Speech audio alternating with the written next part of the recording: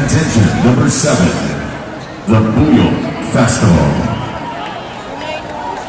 A festival dance depicting the celebration of harvest in a traditional method of cooking called buyok, when the freshest corn grains are poured on boiling water inside a clay pot called kul until mixtures become dry, or malak in Cebuano term, and ready to use.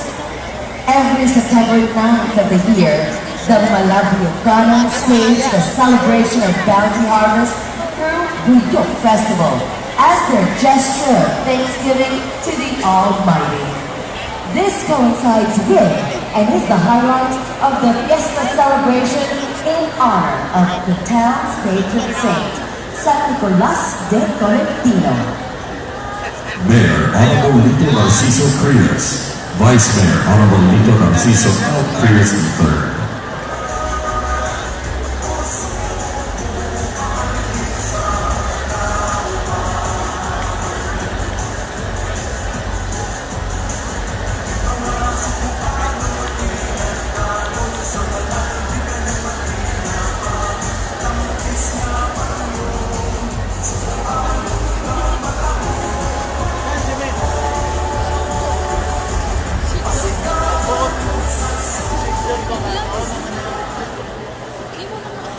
Ladies and gentlemen, contingent number 7 from the municipality of Malabuyok, the Buyok Festival.